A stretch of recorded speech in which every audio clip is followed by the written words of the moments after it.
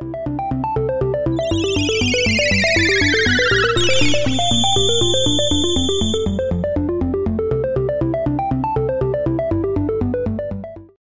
right, welcome back to another episode of Phoenix Edge. This is an RPG and gaming news podcast. My name is Hat. Name's Eric. And I am Stan. And today we are going to be giving our CrossCode impressions on the Switch. Specifically, we'll be comparing that a little bit to our experience from PC to Switch, but we'll just be talking about the port in general and just giving our non-spoiler impressions on CrossCode. Then we're going to be diving into the 25th anniversary of the Tales franchise and trying to celebrate that as talking about some of our favorite Tales games and the franchise as a whole. We won't be able to discuss all billion Tales games, but we're going to try to address some of our favorites and go from there. And then we have another mystery character for you guys. We're getting close to voting for the next game that we are going to be discussing, but we'll transition that into two questions. One from Decoy Manto, who says, in your personal opinion, which series most successfully transitions from 2D to 3D, or basically from pixels to 3D models? And then to piggyback off that, Shateris asks, I would like to hear the inverse of Decoy Manta's question. Which games did a big oof when they made the jump from 2D to 3D? Which 3D games didn't do justice to the series? So that'll be exciting to talk about. But let's go ahead and jump into our very first topic of the day. CrossCode for Switch. Okay, so the game came out on July 9th. It's available on Switch, PS4, and Xbox, as well as originally on PC. It's $19.99. I was very surprised about that. I thought the game was going to be at least $30. So $20 is a steal, in my opinion, for this game. Especially for how much work they put into porting it also. $20 is super generous. Yeah, that's a really good price for this game. And I believe it's going to be on Game Pass as well for Xbox if people want to try that. But regardless, there's also a physical edition available, but it is limited. There's only 1,500 copies or so. So if you want to check that out, I would now, because it's probably going to go pretty fast. However, it won't be in stock until next month. So keep that in mind. But it was originally released on PC in 2018, and the game has been receiving updates ever since then. So that is the best version right now to play the game. But RPG Fan gave the PC version originally an 85% or an 8.5, said it had gorgeous sprites and locations, fantastic controls and combat, great dungeons design, addictive music, wonderful world to explore. But they gave it cons of grinding for equipment, sometimes a chore, little side quest variety, slow first half, lots of trial and error on the puzzles and bosses. But they ultimately gave it an 8.5. And since that time, they've added side quests to the game to help flesh that out a little bit. So the console releases are getting mostly between an 8.5 and 9. But when you read the reviews themselves, they're actually pretty good. I mean, there's very little criticism involved with the game. The biggest issue right now is that there is a little bit of a performance issue with all console versions, regardless of whether it's on Switch, PS4, or Xbox. And I actually reached out to the developer to talk about this, Radical Fish Games and Deck 13, who ported it. And both of them were like, yeah, the issues that people are describing here, basically in the large first town, lots of NPCs running around. Sometimes you'll see some frame dips. There's a little bit of a delay in the menu sometimes. That stuff's all there. But battles and dungeons were prioritized and runs at 60 frames per second. So that's exciting because that's really where it counts. And they have a patch that's coming out that's already been submitted to Nintendo and then the other consoles as well to be patched into this game to fix the one issue that people are bringing up. But it's waiting in the approval process. So we got to wait on that. But we're going to be giving our impressions of the game as is with that current state that it's in. And spoiler alert, I still really like it.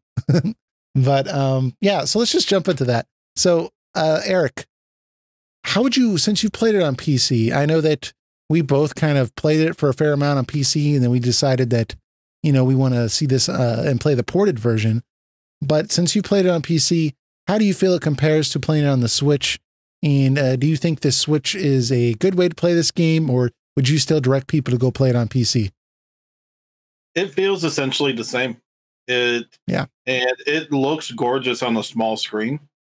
So really the only way it boils down to is, do you want a portable version of it? That's what it really comes down to. It runs perfectly fine on portable. Like Hat said before, there are some hiccups, especially when you are in town. The frame rate skips some. It's not really a big deal per se, because you don't necessarily do combat in towns. But when you go out into the fields and dungeons and stuff like that, it's just fine. I think if you're in town, you notice there's a lot of NPCs running around. Yeah, it's very busy. It's very active. Yeah, and that's good, because the game is trying to show that it's an MMO, and then MMOs, it's very famous for having a lot of people running around in towns. So, I mean, you got to have to keep that feeling in there.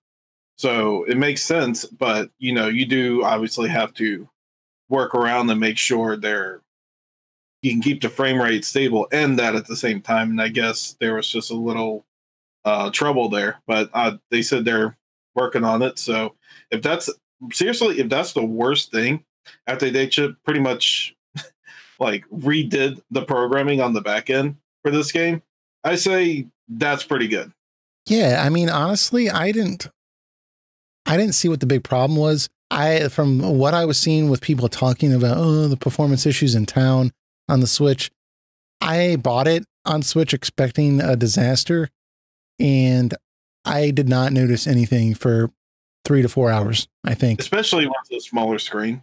It's kind of harder to tell. Yeah. If it's on the bigger screen, you definitely see it. Yeah, for sure. It's just not something that bothers me enough. Since they prioritize battles and dungeons, like it really hasn't gotten in the way. And I did notice a slight little hiccup after a couple of hours in town, but I'm really surprised that anyone is even making this much of a big deal about it, because it's really not. And I think the only reason people are, to be honest, is because the game was supposed to come out last year and they had to delay it because, the issues with converting an HTML5 based game over to consoles was a much bigger ordeal than they thought it was going to be.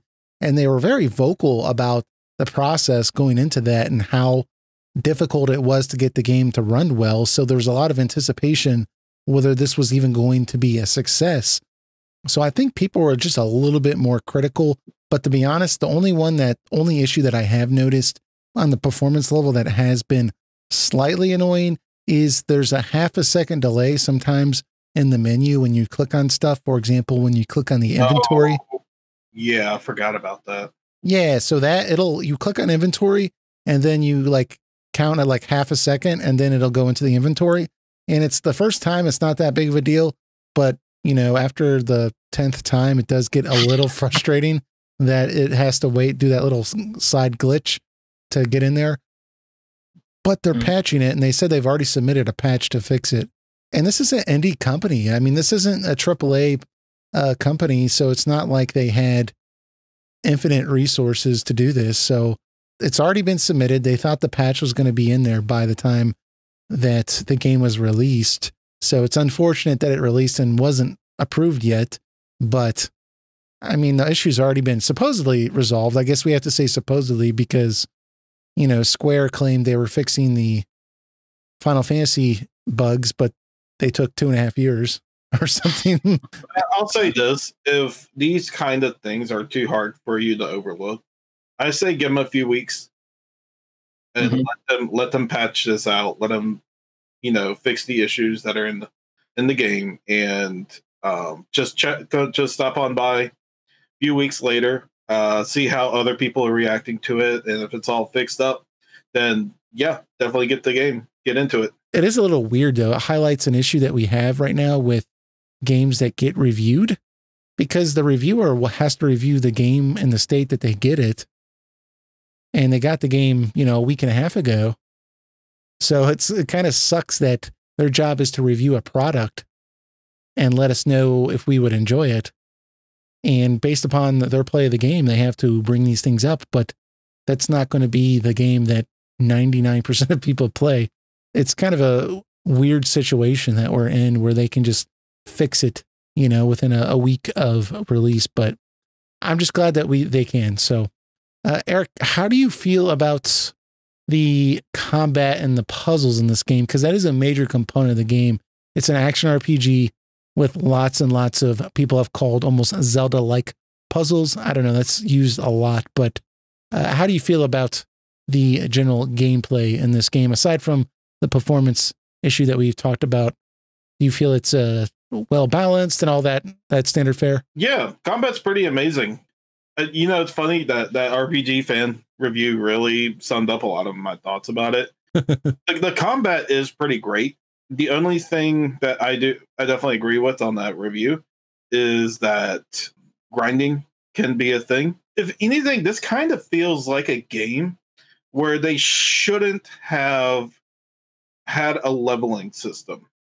I think they should have had it where you just explore and you can find upgrades and stuff if you want to like your health and stuff to make things easier for you. Yeah. I know I'm kind of saying that with the Paper Mario coming out, but this is definitely more an action game than an RPG. So I think if they it definitely works for what it is. Don't get me wrong. But I feel like in the next game, I think they should just I know I'm saying that with it being a game about an MMO, but I think the game would be a lot better if the leveling system was taken out. Yeah. And they found other means to upgrade and do exploration. So each and every time you fight a boss, it feels balanced each time. I will say that I've seen a lot of people highlighting the fact that it has not only, there's a lot of games that'll let you boost it down or, put it down at a casual mode or an expert mode. That's not that different, but this has a little bit different of a system where it'll let you isolate specific issues with the game that maybe are making you unhappy. For example, you can just reduce the damage that enemies do, but leave everything else the same, or you can lower everything in the game or raise it if you want to. And I think that's cool. But again, maybe it's just the generation I grew up with. I just can't do that. I have to play it at the way the game was intended to play. I'm okay not playing it at the hardest mode, but I want to play it at the way they designed the game, because I feel like that's the version that got the most play testing. And if I want to criticize the game, I don't want to criticize it based on a version that they didn't intend for me to play. I mean, it's not wrong I didn't do that, but you know my stance on difficulty. I rather have the players have control of the difficulty more than the game itself. Yeah. To piggyback off your leveling idea, though, because I do see what you're saying, that sometimes you'll go to new areas and you'll be like, Jesus, right? But the premise of this game, which I know, Eric, but just for people that may not know that are listening, is that it's kind of a dot hack type premise where you're in an online game. However, I don't feel like that's completely accurate, because this is kind of like a real world, but you load your body almost like, I was going to say Matrix, but maybe like Altered Carbon, if you ever watched that Netflix series, kind of like that, into like an actual matter body and like a real world on a planet. And there's... You know what it reminds me of? Do you guys watch Black Mirror? No, I've heard of it, but I haven't watched it. I know it. There was this episode where people can relive times back then through like a computer simulated program. So these like two old ladies like have these like virtual like things put in their head or whatever, and they go and they're both like 20-year-old girls going to an 80s party and stuff like that. And like it's them, but it's them when they're younger and stuff like that. And that's what I kind of thought of with CrossCode, is like, oh, it's like someone is like mind and spirit or whatever are going to a completely different body and experiencing this world. Yeah, because the characters you run into, they will like for example, one of the first people that gear up with you in a party, her name's Emily, and at one point she says, "Hey, we've been playing a long time. I gotta log out," right?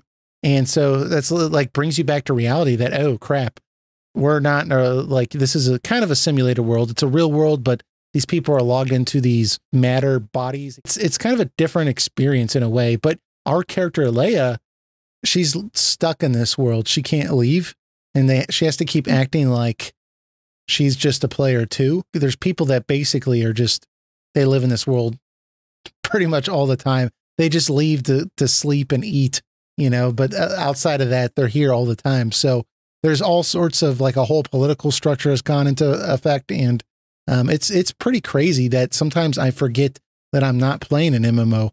But on that note, I do think that that's probably the reason why there's a leveling mechanic in this game, is that just kind of fits with the theme of the game, with there being a level mechanic, because, you know, characters will reference what level they are and what level you are and where you're at on the skill tree. It's kind of, I think it works with like the premise of the game, but I can see what you're saying, that from a gameplay perspective, it might be more enjoyable for this style of game to be more based upon just locating upgrades, if you will. Yeah, that's where I completely concede on that argument, because it does go against the themes of the game, where MMOs, you level up and then you get better gear and go to higher level raids and talent trees, even though I'm not a big fan of talent tree either. I'm a very simple man. Yeah.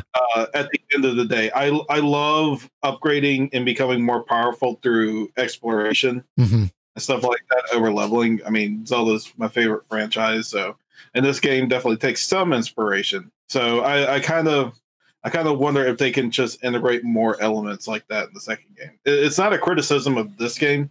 It's just, if you ask me what they can do to improve the next one, that would be a part. Yeah.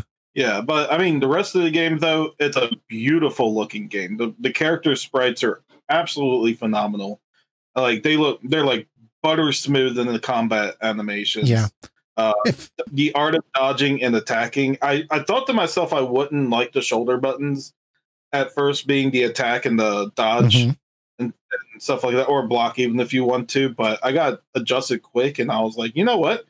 I think I kind of actually like this more now that I've played a little bit. And like I said, the dungeons are creative. I love the boss battles, some better than others, but yeah, overall, I think a lot of them are pretty well designed. The story is definitely interesting. Well, let me touch on that gameplay real quick. Yeah, if you don't mind, before we jump into that, because I did have one thing I wanted to say about it. Like, I'm kind of with you. I'm with you that, like, that I didn't know about the trigger buttons at all. I mean, I had a little issue where basically the left bumper is to raise your shield, but that's also, if you press left and then that bumper, she'll do a dodge mechanic. But sometimes I'll accidentally press the left bumper first and she'll do the shield. But when you're holding the shield, you can't move, right? But the game incentivizes you to do the dodge mechanic multiple times in a row. So there's been numerous times where I've gone to dodge and I couldn't, because instead she just held the shield up, and the shield still takes damage. So it only takes reduced damage. So there's a little bit of, I wasn't sure I was going to like that, but after I got used to it more on the Switch, I didn't really have an issue with it.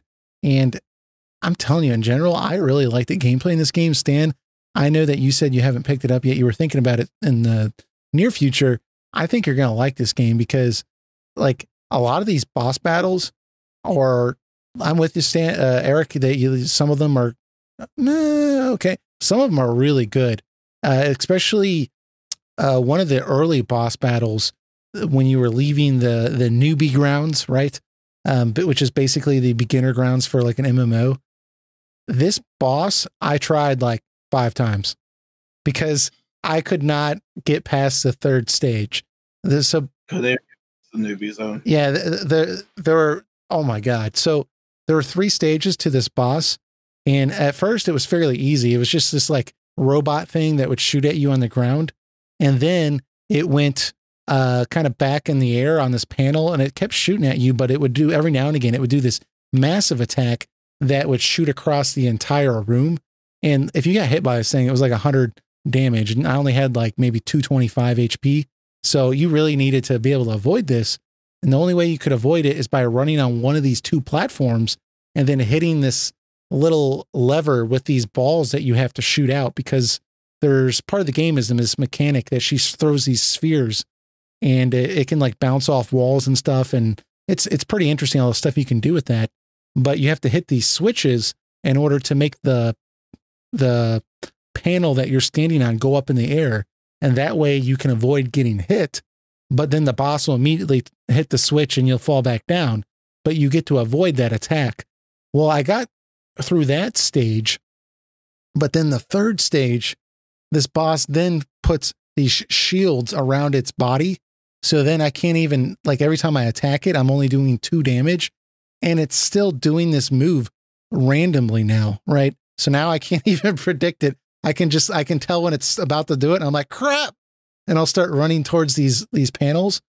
But I ended up having to devise a plot to defeat the battle or boss by noticing that when he's about to shoot that one like finishing blow, if I just run over like directly, like right into the fire almost towards the panel that he's about to do it on, and then I hit the switch, he'll swipe by me, and then I just have to beeline it right off the panel, and then I could shoot, then I could throw a sphere at like right at this like sensitive spot that's exposed just for that like 2 seconds.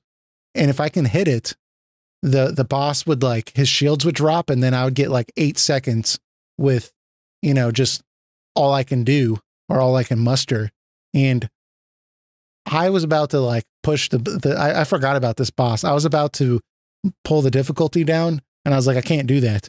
But then when I did beat it, I was just like, oh my God, that was satisfying. I'm so happy I did that. And there's a few bosses I've done now where I'm just like, this is legitimately like, this doesn't feel like there's a level problem. This feels like I just suck problem, and I need to get better. So I think the combat and just the gameplay in this game is just really good. I mean, I'm kind of impatient with some of the puzzles where I have to like ricochet these spheres off like the corner of a wall to another corner, and then like, to hit something up in the air. I mean, some of it's kind of convoluted, but all in all, I think this is a really good game in the gameplay department. I've been having a blast with it. So yeah, it's very well designed. I have little to no issue. Yeah. You were talking about the story and the premise though, Eric, and the animations. You want to continue with that? I was just going to say it's a very interesting story. It's good enough to keep you interested and motivated to get to the next part of the game. Yeah. And that's definitely good with me. It has a good mixture of, it's a little story heavy at the beginning, but it balances itself off a lot better when you really start playing the game. And I think the character designs are really good. They're simple, but they're memorable at the same time. I remember who certain characters are when they pop and I see them again. There's some cool comical ones like the one who's I forgot his name, but he thinks you're a cheater in the game. Oh yeah, he's got like green hair. Yeah, because you happen to kill that crab boss on the boat. Yeah. You happen to have an extra level, so he's like, wait. You're supposed to be level 3 like everyone else. How did you get to level 4? That's impossible. Like, even then, I was like, why do you care? It's one freaking level. Yeah. But he's just accusing you of being a cheater. He's trying to show you that cheating doesn't get you ahead. Yeah. Yeah. Yeah. Fighting, I remember I won't spoil it, but yeah. But I agree with you. The animations and the sprites and just the expressiveness of these little like character busts during the story sequences that pop up on the screen. I mean, they're just really well done and really well animated. So I think that they've done an excellent job with just making this game feel really unique in a way. Like it hits that nostalgic itch that we all have for the 16-bit era, but it also brings something new to the table in terms of presentation that I don't think was there before. It was like Super Nintendo games were trying to have presentation like this, but just couldn't. And now it's fully realized, because even things like the camera, like it has a nice flow and stop to it. It doesn't abruptly stop. When you're on a boat, the screen moves up and down. It's just, there's just a nice, gentle feeling about it that is hard to come by with a lot of these indie games. So, and this thing's supposed to be a 35 to 40 hour game. I haven't beaten it, so I can't comment on that, but that's a long game for an indie game. A lot of these indie games are like 8 hours that are, remember the glory days of the Super Nintendo. I'm thinking of Shadows of Adam, for example. Great game, but it's like 8 hours. Whereas this is 35 hours. That's a full-blown RPG. So they're only charging $20 for it. Really, for the amount of work put into this game, I would have accepted paying $40 for it easily. Yeah, that's such a good deal. I couldn't even believe it. So the only criticism I really would say, not really criticism, but if you do buy this game, I would say that the opening like tutorial sequence, I feel like it overstays its welcome a little bit.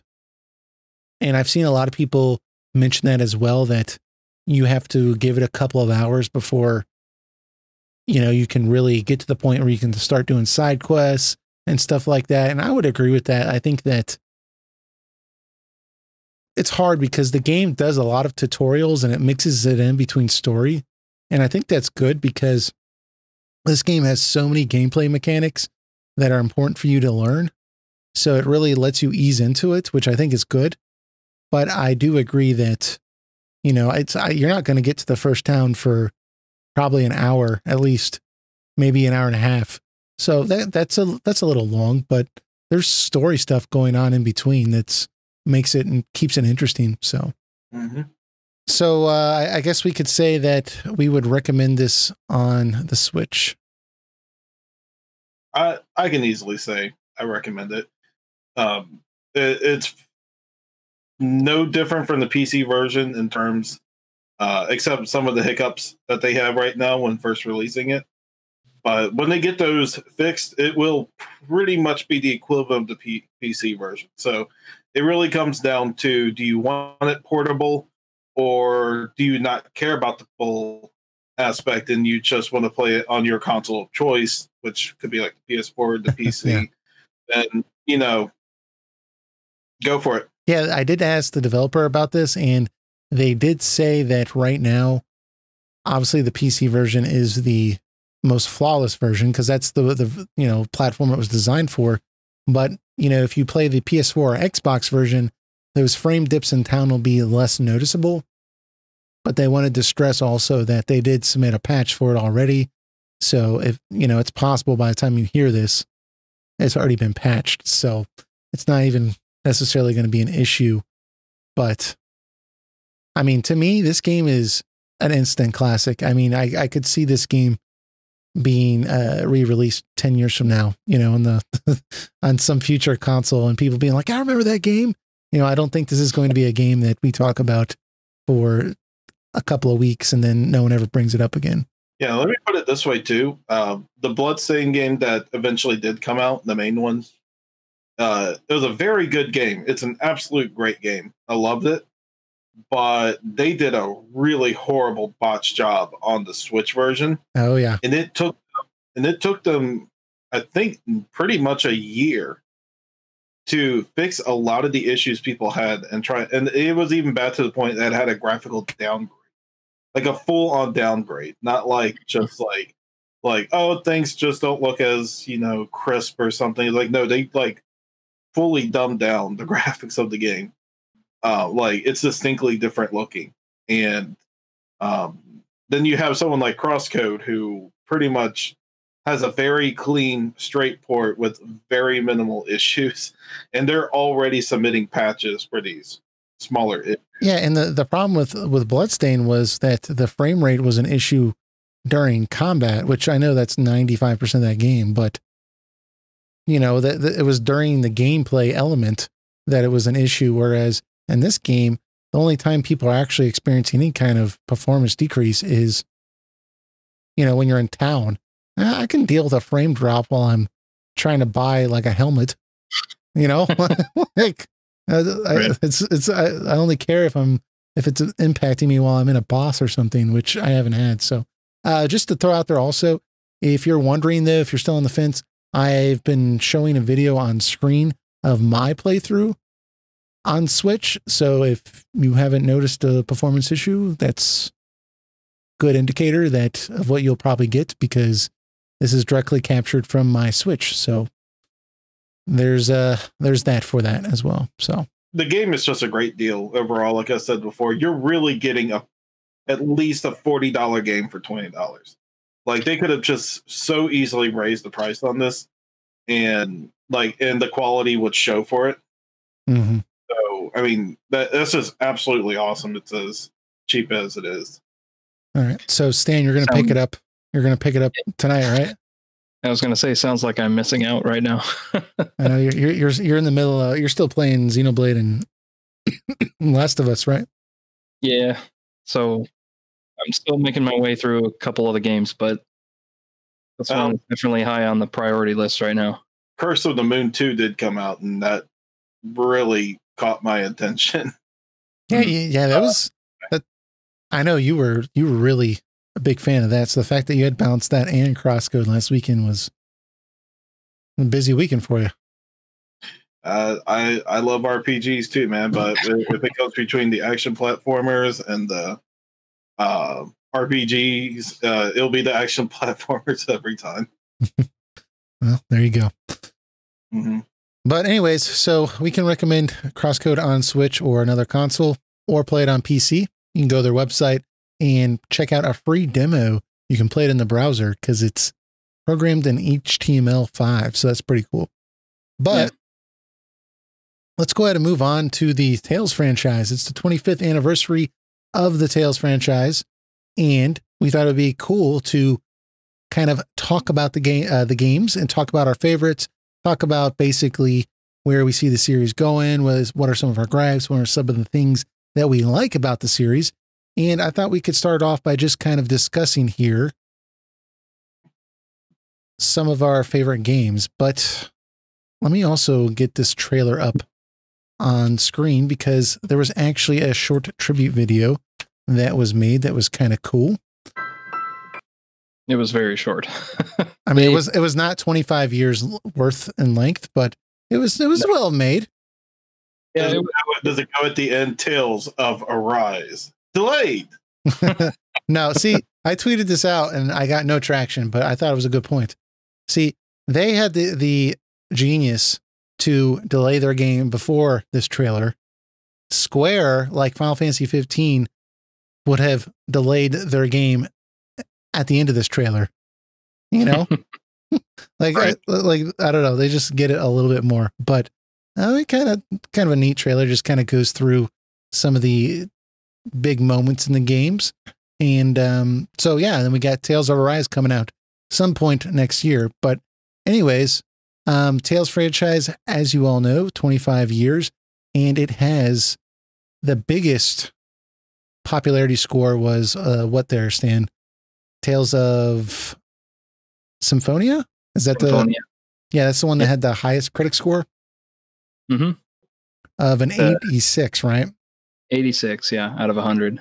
And then 9.1 for user score. And that surprised me, because I would have thought for sure it was going to be Tales of Vesperia, but Vesperia had a lower critic score, but it also had a user score that was a little bit lower too, of 8.9. That's on the Xbox. So there's that. Yeah, and I think that Tales of Symphonia is where most like English speaking players were introduced to the franchise. So I think it has like a pretty high, people hold it in very high regard because of that. Interesting. Not just because of that, but that's part of it. Tales of Symphonia was such a big push for not only the series, but RPGs in general, with like kind of like action combat, like mixed with RPG, like elements like in the battle and everything. So I mean, it was a big push, Symphonia. And as good as games as Abyss and Vesperia are, they are pretty much follow-ups to those concepts. And they're different stories and different worlds, but they don't do too much. Like they're improvements of previous games, but they do kind of just follow the same type of structure Symphonia does. Even though I think Vesperia does it best. Yeah. Well, the series has sold over 20 million units worldwide as of May 2019. So that's very successful and is the 7th highest selling JRPG franchise. The highest selling title in the series is Tales of Symphonia at 1.6 million. So that's pretty good. That's pretty good. But let's start off with how many Tales games are you all familiar with? Because there are a lot of them. And what is your favorite one? Eric, you said your favorite one, I believe, was Tales of Vesperia. Is that correct? That is correct. What's your familiarity with the Tales series? How many of them have you played? I mean, I haven't played them all, but I was a big fan of them back in my teenage. Symphonia was pretty much the gateway for me on that, and I really enjoyed that game going through. And funny enough, I completely let Tales of the Abyss go under the radar for me. Mm-hmm. And it actually happened when I used to work at GameStop when I was a teenager. And someone actually traded it in. And it was like a perfect condition game. And I was like, wait a second. I look at it, I'm like, they made another one of these? So I actually bought it that same day, and I loved playing through Tales of the Abyss. That was an absolute great time, and I actually ended up liking it more in Symphonia. And then, so I was definitely on the lookout for Vesperia when I first heard about that. So why would you put? What is it about Vesperia that you like so much that you put it as your personal number one? Even though you're willing to acknowledge the other ones are pretty good too. Has the best main character. Has a great cast of characters.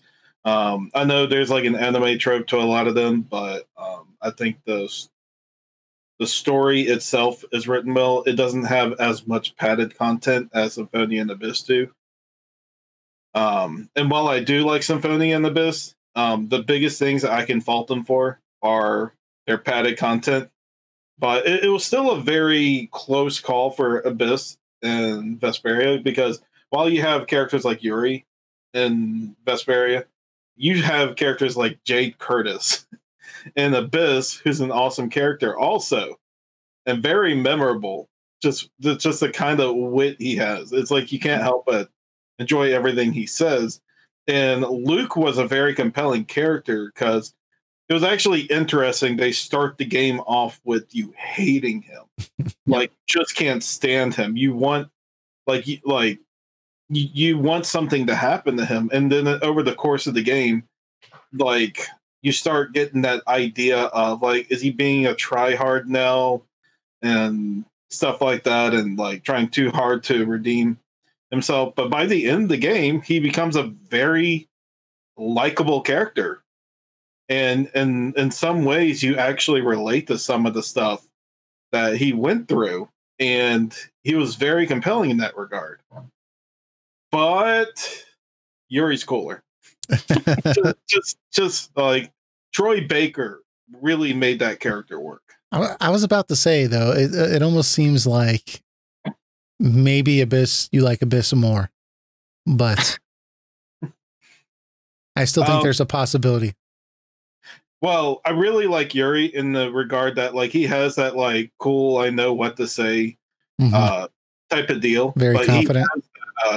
But he has that vigilante aspect to him, or that rebellion type thing that you kind of just don't agree with, and he has to come to terms with that. Like, sure, like he shouldn't be taking these things on upon his own hands.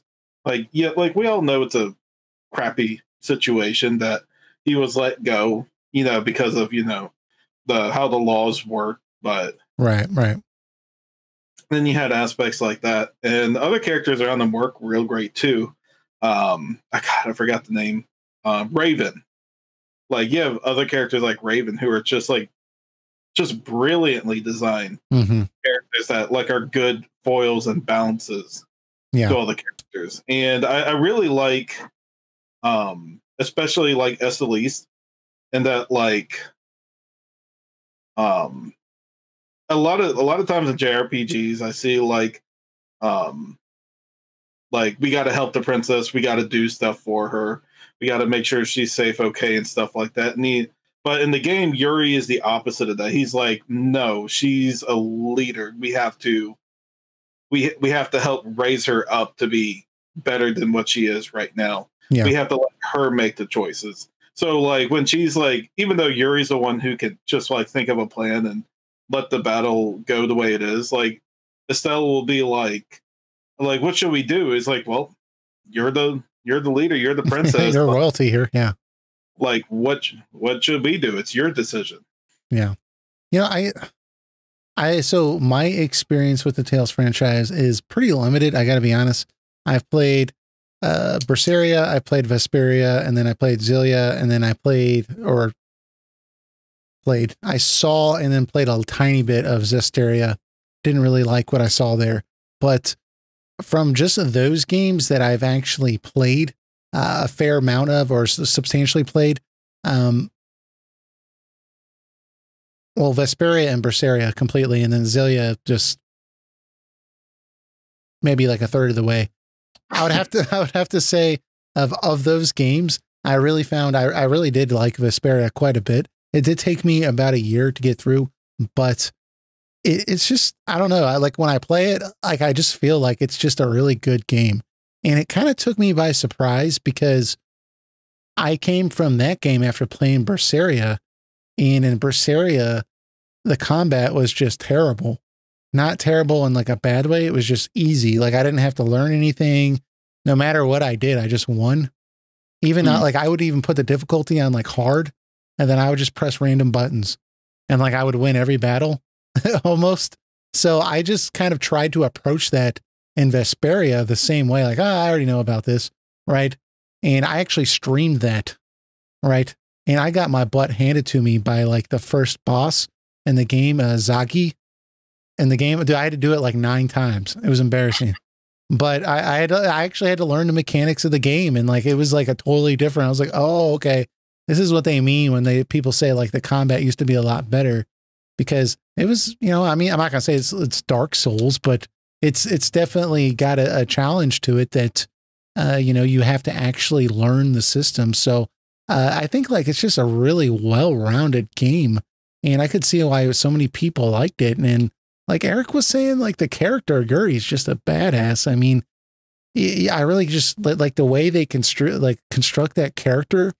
He really gives off the impression like he just knows what he's doing with a sword, and he's just very confident in the way he carries himself, which I think is just awesome. But that kind of dynamic with Estellise is just awesome too, because it reminds me of the Zidane and Princess Garnet relationship in a sorts, because Zidane's just following her lead in a way, right?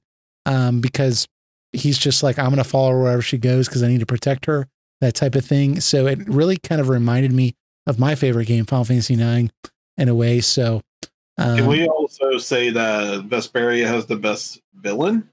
I thought you were going to say the best dog, and I was going to say I agree. Yes. Repeat. Yeah. Repeat is one of the best characters ever. Just Samurai Dog. There you go. Yeah. But good villain too. Yeah. Kind of, you know, spoilers. You know, obviously, if we're talking about this stuff, but I guess there's kind of like a 2 villain type of deal with Vesperia. It's kind of interesting how they handle, like, Alexei is the, you know, the crazy bad guy of the game, your typical villain type deal. Mm-hmm.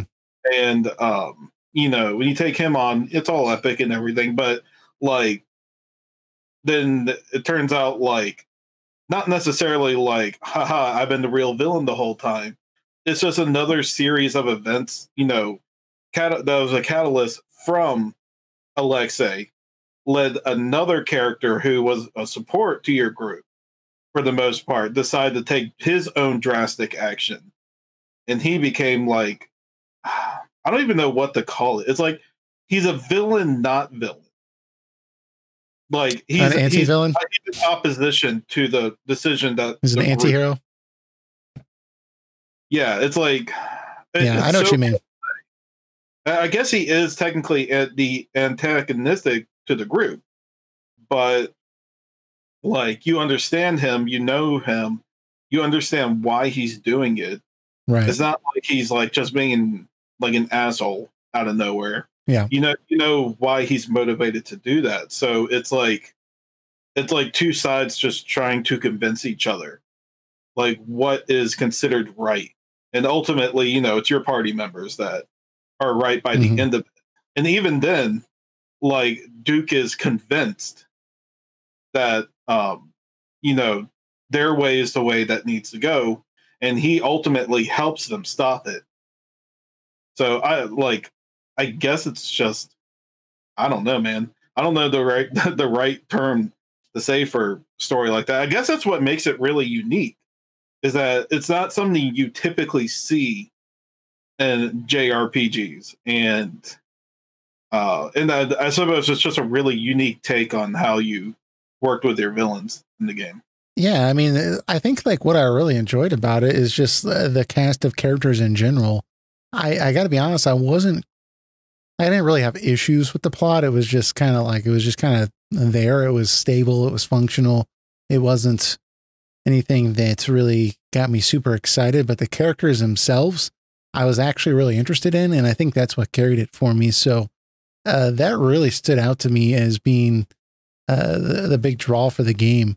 But Stan, you've been really quiet over there. What do you think about Vesperia? And then why do you rank Vesperia so low on your Tales scale? Well, Vesperia is unranked for me because I haven't played it. Okay. You haven't played Vesperia? I haven't played Vesperia, no. So I'm so sorry we brought this guy on here. I got into the just spoiled the whole game. Oh no, it's fine. I haven't. I thought you did play Vesperia. No, I haven't played Vesperia or Berseria. Those are like the two major ones that I haven't played. I'll try to shut up. I got into the series with Symphonia, right? Okay. Like a lot of people did. I think that's really when the series kind of took off. I own it. I haven't played it. Yeah, it came out at the right time too, because the GameCube did not have a ton of RPGs on it, especially compared to PS1 and then PS2. And so I think a lot of people with Nintendo GameCube were starving for good RPGs. And then this game came out and it kind of put the whole franchise on people's radar from that point forward. Yeah. So I've played Tales of Symphonia, Abyss, Graces, and Zillia 2, and Zestiria. So man, six games, and three of them I think are pretty good, and then the other three I think are kind of. I was gonna say, you have a lot of patience. I actually liked what I played as Zillia, but from what I've heard, what we've talked about on this podcast before, with what Eric has told me about Zillia 2, that has not impressed me. And then Zestiria was just about as generic as it gets. I feel like the series after Vesperia started stagnating to an extent. Like, I liked Zillia just fine, but I felt like they should have not done the dual protagonist thing. Mm-hmm. Like, I don't think Jude was an interesting enough character to make him a co-protagonist. I think it should have just what was her name again? Mila. I think it should have just had her be the main character throughout the whole game, because a lot of it revolves around her in a lot of ways. So it makes sense, but not so much him. Like, a lot of times I feel like he's there for the ride. Yeah. But Zillia was fine. It was really as then I played games like Graces, and that's where I felt like, okay, I feel like they're doing a lot of the same tropes every time. I'm starting to see a real pattern. Yeah. The story in Graces, and in particular the characters, are like, they kind of start out okay, like the story is going somewhere, but then it gets very generic, like very fast. But the combat in that game in Tales of Graces, I think, is the best in the whole series. If you're wanting a challenge, like Hat, you said, Berseria was like very button mashy and just like very easy. Right. Graces, if you turn up the difficulty, I want to play it on normal. Well, okay. Well, it on normal, maybe it's not too tough. Okay. Very just giving you a hard time. Button mashy, but yeah. I like to play it on the harder difficulties where it's basically if your character gets hit like 3, maybe 4 times, like you're dead, like they're down. That sounds intense, Stan. Yeah, you have to play the game in a way where you are like trying to avoid the enemy's attacks as much as possible. Okay. And the game rewards you for doing that, because if you use like a quick step or like a dash, and you dash kind of through the enemy's attack, like as the enemy's attacking you, like you step right through it, like the precise moment when it was about to hit you, you do like a dash. Okay. The game rewards you with CC, which is what you use to use your special moves. So okay. So that's kind of how it builds that up.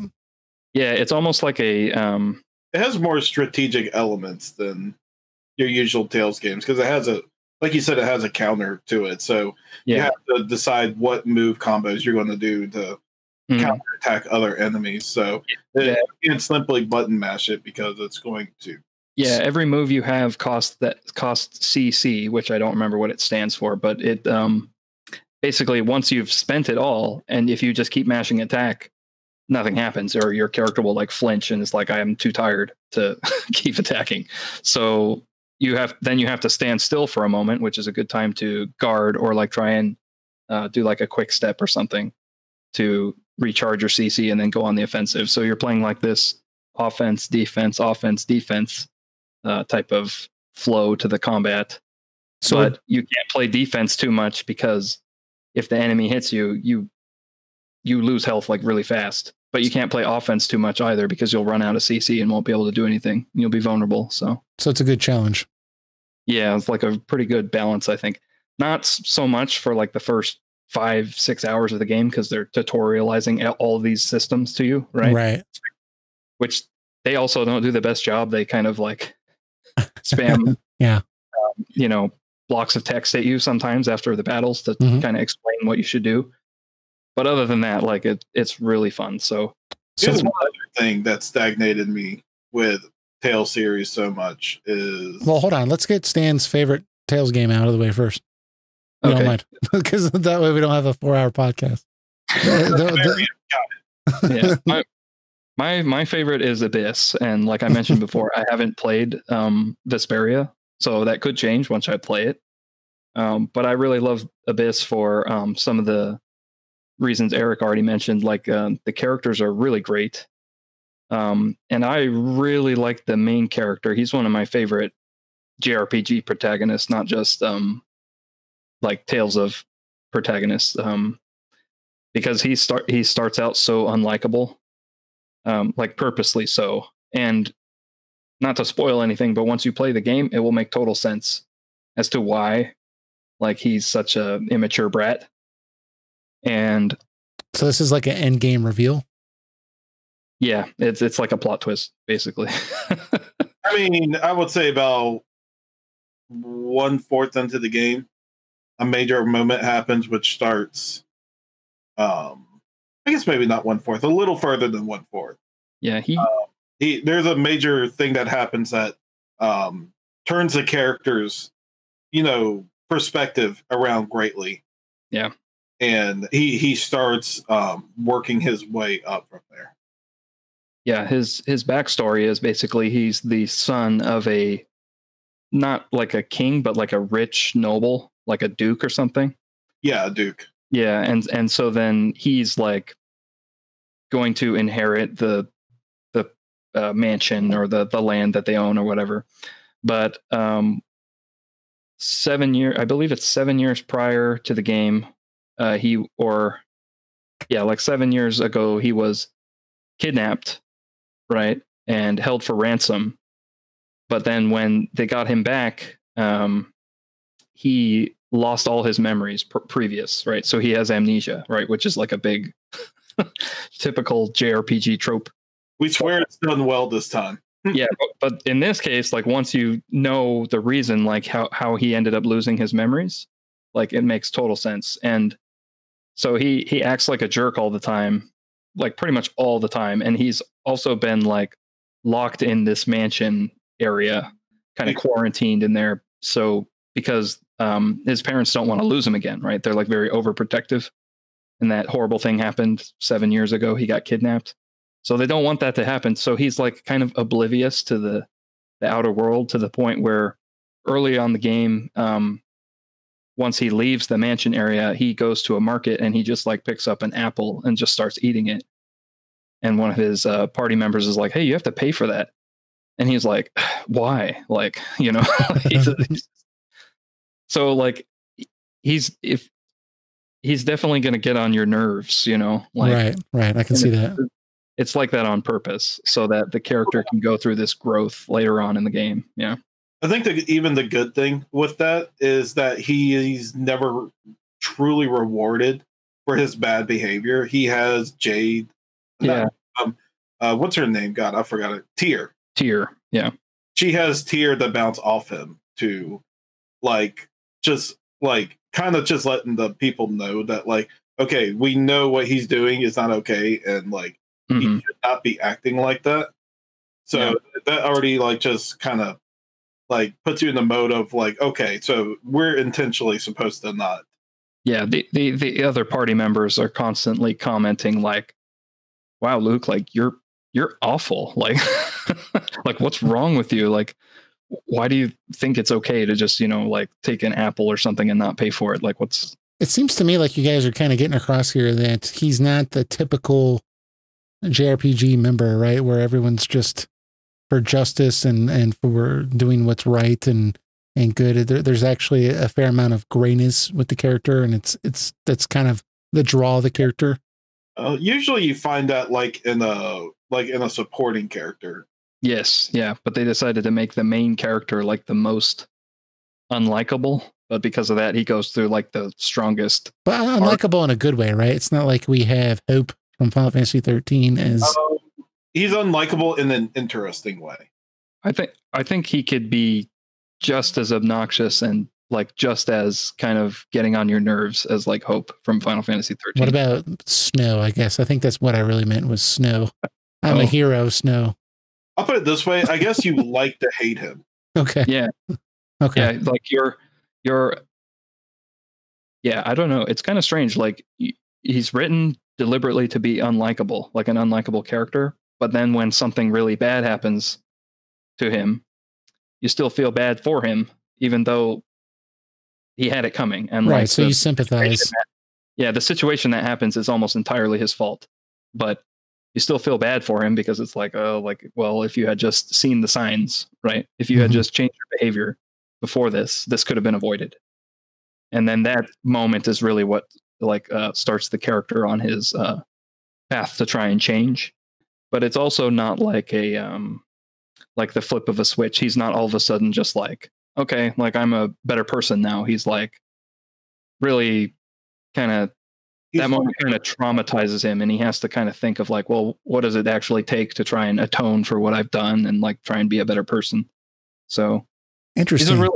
He's a really great character, I think, and kind of overlooked probably because he's in a, you know, Tales of is like a very anime type of games or in stories, you know. So I have an anime of Tales of the Abyss. Yeah, there is an anime which is almost exactly the same story, I think, like beat for beat.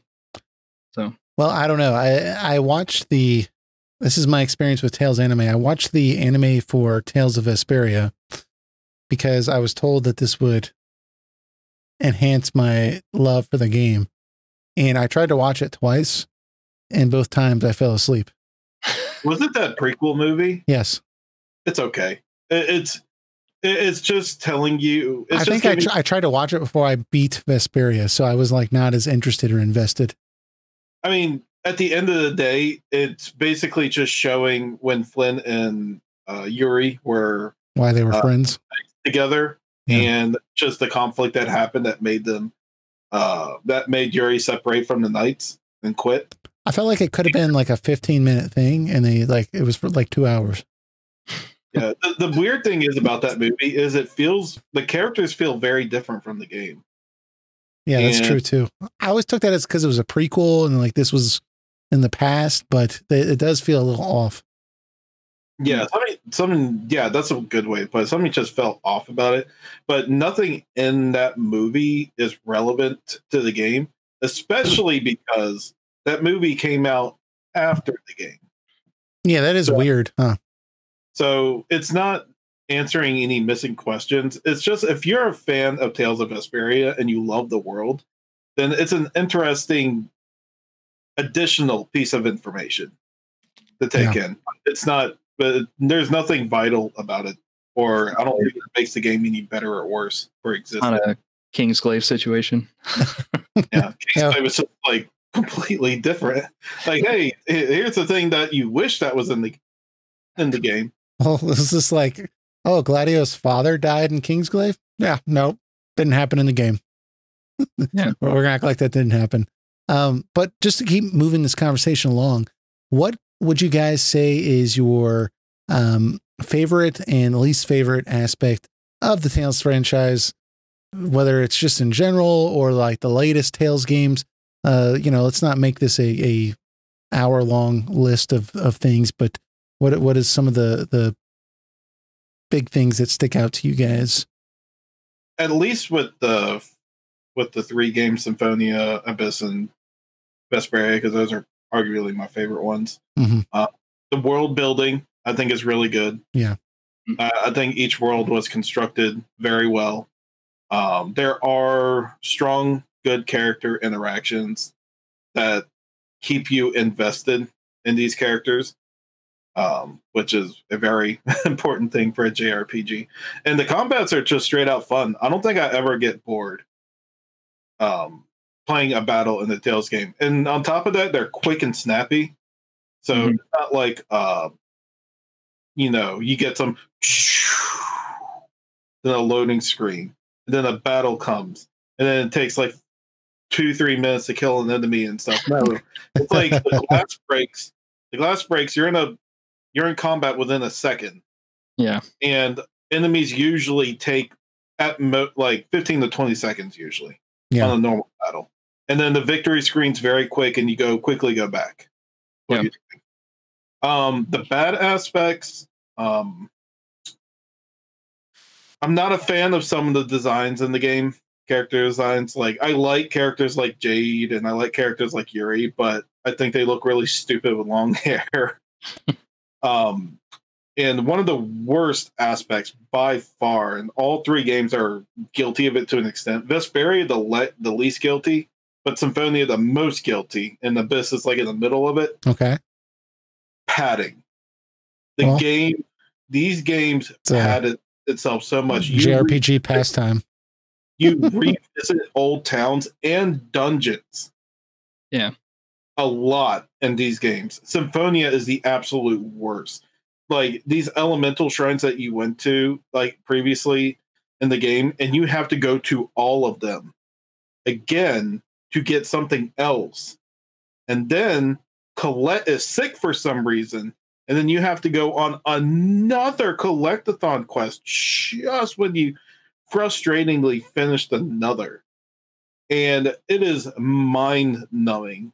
They put something like that in the game. Your game does not have to be 50 to 60 hours just for the sake of 50 to 60 hours. These are things you could just cut out of the game. Completely. Yeah.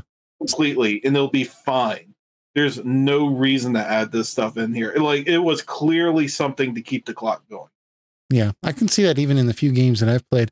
Stan, what about you? What is a positive or favorite aspect of the Tales games you played, and what's if there's something that you, either a growing trend or just a general trend or a general thing that you have a gripe with the Tales franchise today, what would you say? For positives, I really like the skits, like the little story sequences, little animated story sequences. In those earlier games, they started as just like little character like close-up shots of the face and, you know, just moving the lip flaps and talking, but they would be animated in different ways, like if they're surprised or angry or whatever, you know, to give like because like Symphonia and Abyss didn't have any voice acting for those, so those like character expressions really helped you like read the line in the right context, right, as you're reading through. But then with Vesperia and then onward, they have the voice acting as well, which is very helpful. And so I really like those skits. It adds a lot to the characters. In the same way, like the after battle quotes, although they get repetitive and obnoxious sometimes, like to hear the same one over and over. Like I like them. Yeah. A lot of especially like Tales of Graces was like really creative and like funny with the after battle quotes they had with some of the characters. And then also I enjoyed the combat when the characters have like a lot of variety to how they play, which is something I've mentioned before. Like I like it when I play a JRPG, and if I'm playing a different character, that the character actually feels different to use. And I think Tales overall is pretty good with that. There were some, well, Zestiria comes to mind as one that's kind of generic, not great in that aspect. You had the human character, like the hero Soray, and then you had the other characters were all spirits, like elemental spirits. Although they look like humans, they're like invisible to everybody except for Soray. And really, all they had going for them was like, well, this one can use earth and this one can use fire, and like maybe their spells behave a little differently, but they didn't seem to have that I guess gimmick to them that like made it feel like I was playing a completely different character, like some of the others do. Like in Tales of Xillia, which I don't think is one of the strongest Tales games, but like the characters in that game, like there's a big guy, Alvin, who has like a great sword. He can break an enemy's guard, right? And so he's the only character in the game that can actually do that, like with a special attack. I think you can like hold one of the shoulder buttons and push attack, and he does like a slow wind up strike that will break the enemy's guard. And so that's like very useful. It's like, oh, I want him. But then there'll be another character like Jude can if you backdash when the enemy's attacking, he like automatically like ends up behind the enemy. Like he's able to like zip around and get right behind them and start attacking them from behind. And only he can do that ability. So stuff like that I think is really cool. I like it when the characters are like very differentiated and feel different to play. I can agree with that. Yeah, that's most of the positives. The negatives, especially in the later games, the inventory / like level progression systems, a lot of menuing basically. Yeah, like it's become there's a lot of menuing, which kind of undermines what Eric was saying, how the battles are very like snappy, right? Like there's a lot of times and no random encounters also. Like the enemies are on the map, which I guess that's another positive. They're on the map and you can engage them, or if you're not good at avoiding them, you might get back attacked and then you're like at a disadvantage in the battle. Right. I like that too, but it's kind of undermined when you have to spend more than 5 minutes like in the menu just kind of trying to decide like how you want to spec your character, and I'm all for customization and stuff. I just think it should be a little more streamlined. Yeah, they put a lot of unnecessary things in these systems. Like I'm trying to remember with Abyss, they had these like disc like system that you put onto the characters. It'll help them like build stats towards a certain direction. Yeah. And I felt like, does this really need to be there? Yeah. I don't think it does. It was interesting because like I think Luke would have one that's going to give him like strength +4 and like agility +1 or something. And that he gets that like every time he levels up. And then once you've reached a certain stat threshold in like strength and agility, he like learns different moves. But that means there's some moves that he can't learn unless you find a new core or whatever it was called and equip it to him, because you need to level up the other stats or whatever. So That one was okay, I guess, but yeah, kind of unnecessary to like lock out.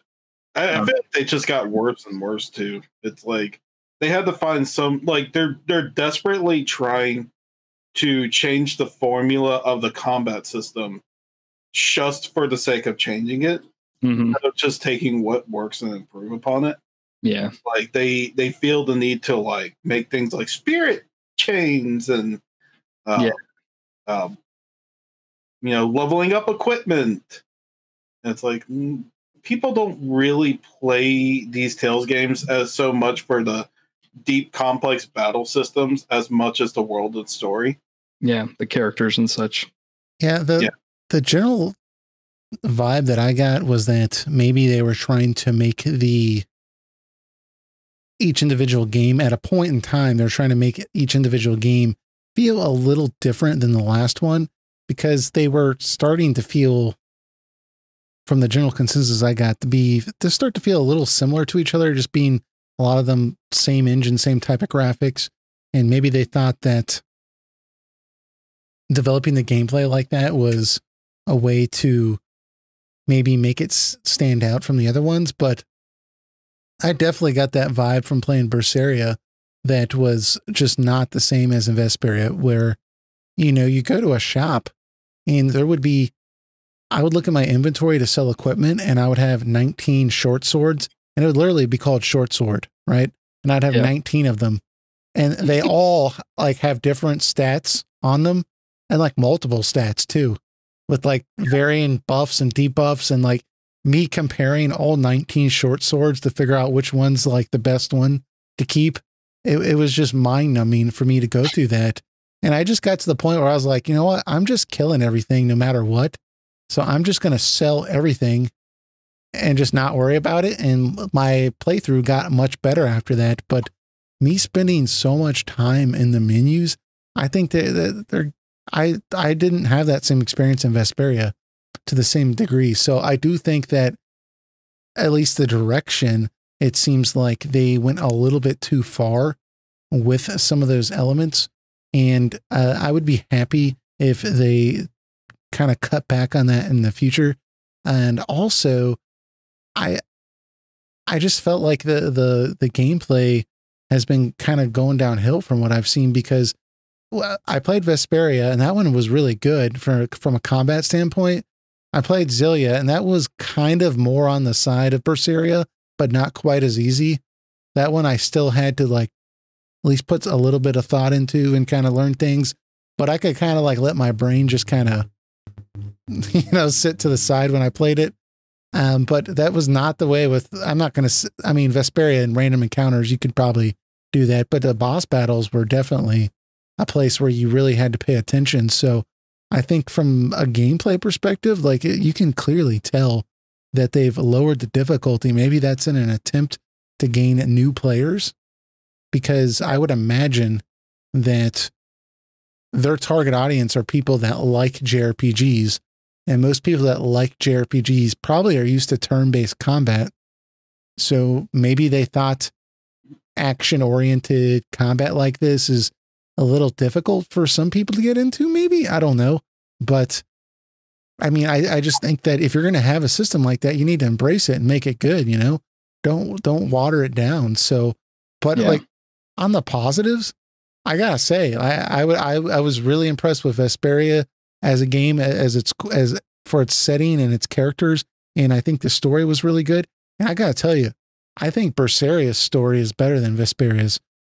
That's saying a lot because I liked Vesperia, but it was a nice breath of fresh air, definitely after the stagnation of the series after.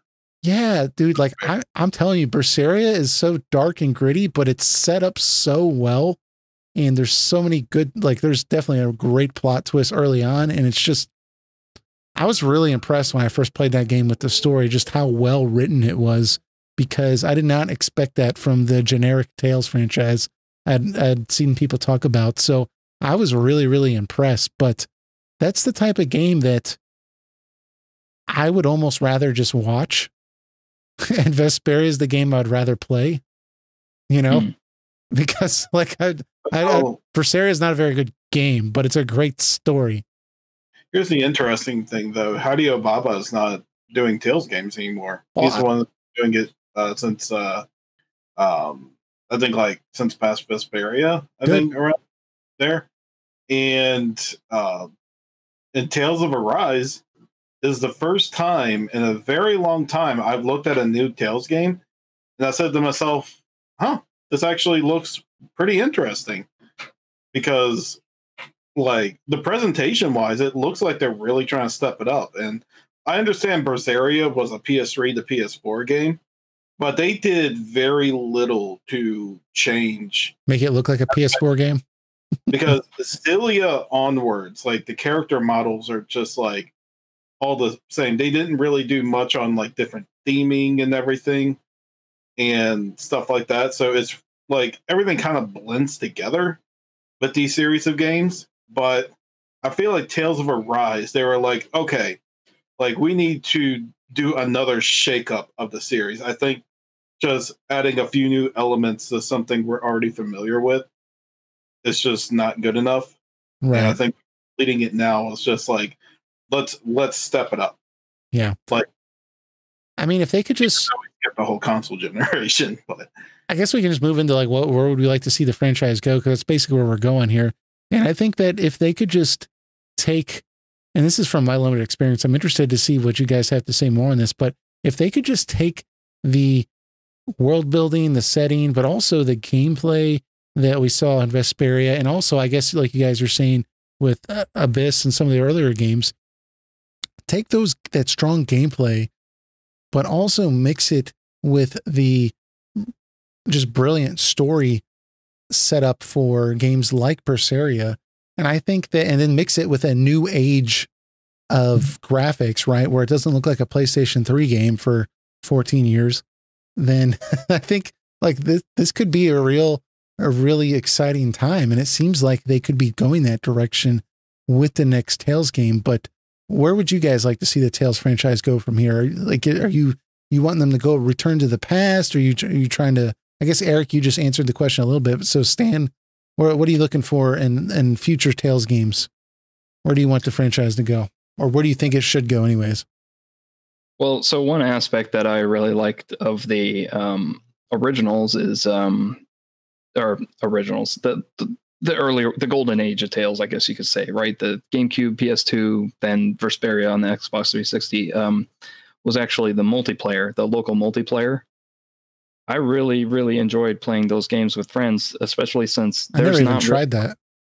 There's not really a lot of like story-focused JRPGs that you can play multiplayer. You know, like they're all pretty much single-player experiences. So the multiplayer aspect was something that it had that was unique, that they kind of lost that due to specific changes to the battle system that they made. So now I haven't played. Can I ask you real quick?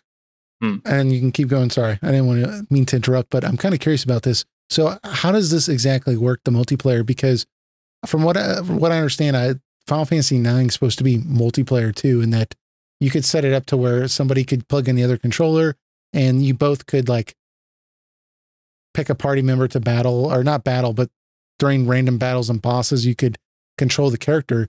And I never tried that because that sounded dumb to me. Because that's not very fun.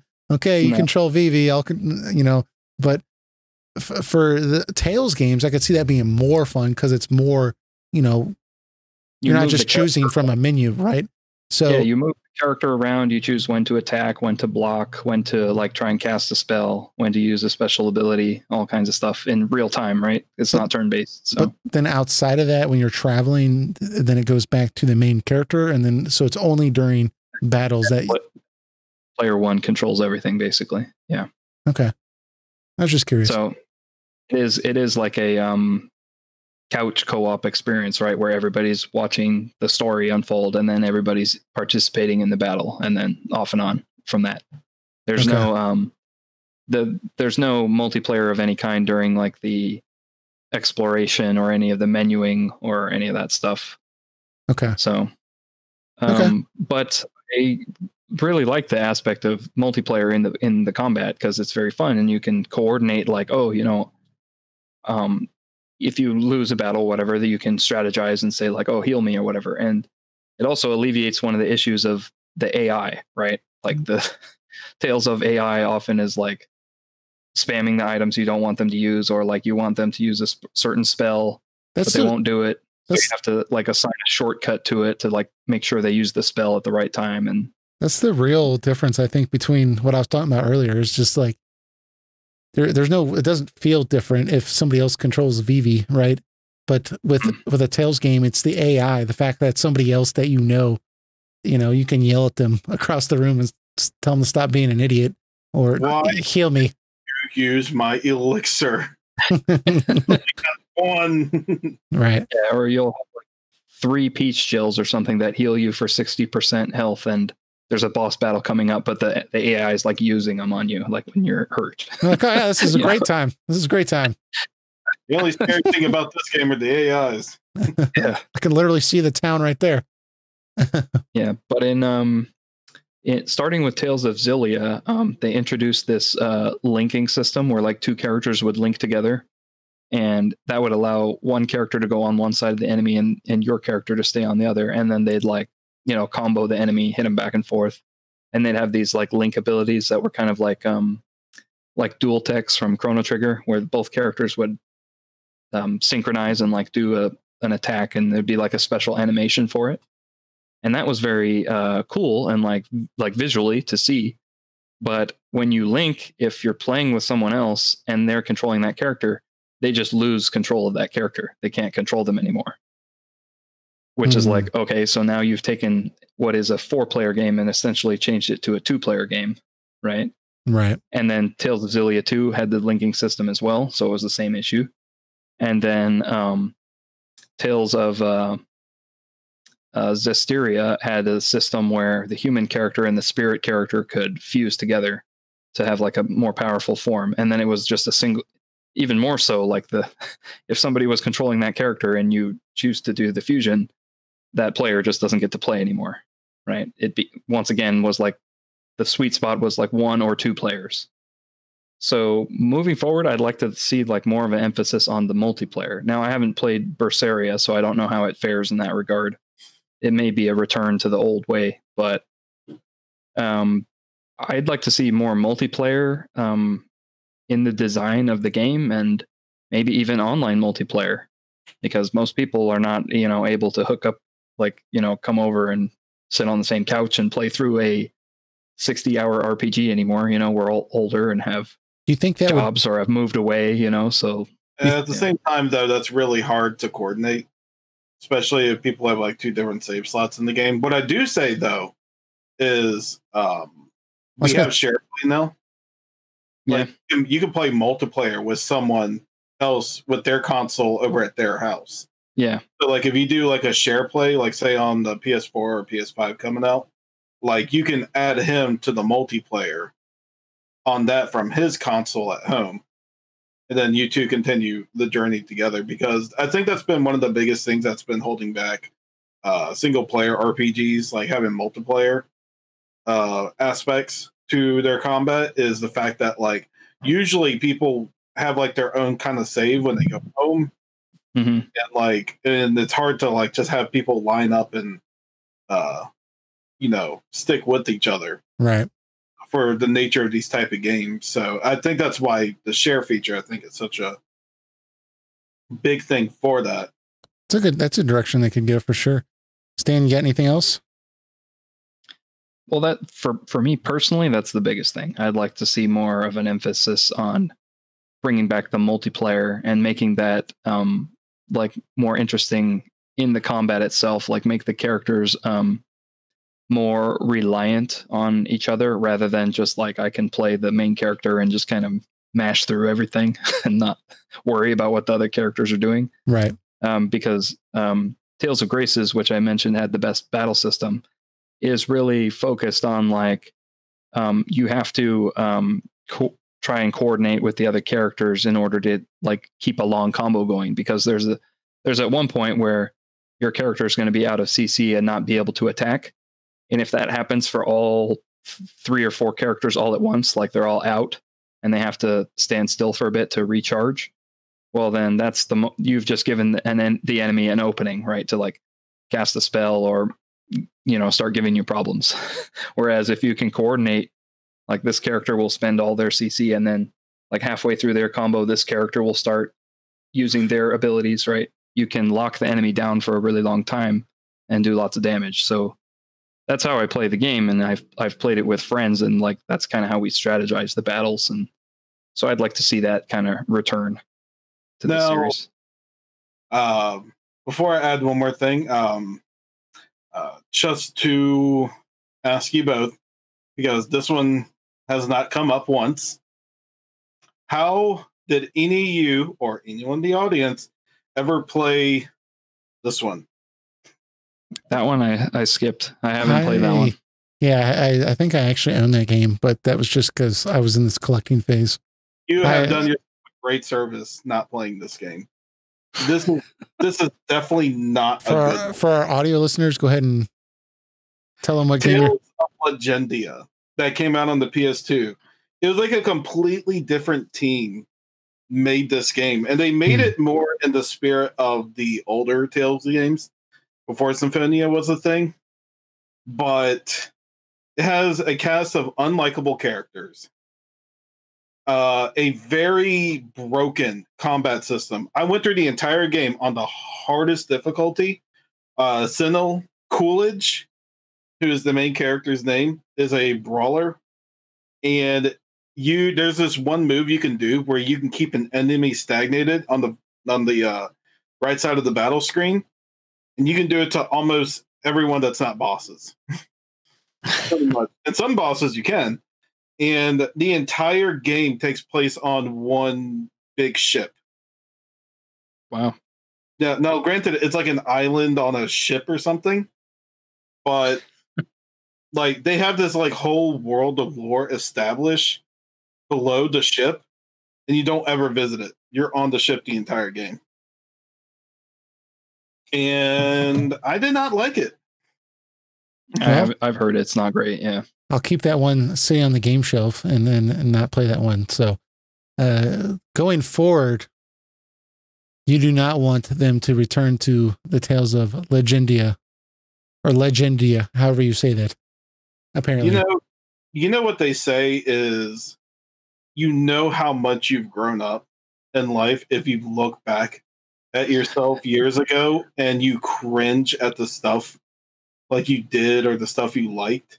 I used to think this character looked really so cool. One of the coolest characters I've ever seen. And I look at it now.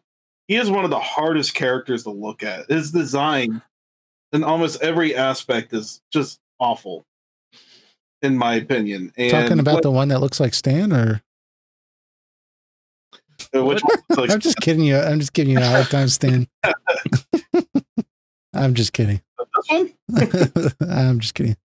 No, I mean, I have not heard overly positive things about that at all, but realistically, it's not the worst thing in the world, but it's like, if you played this after playing Symphonia, like, or Abyss, it's like, who made this? Yeah.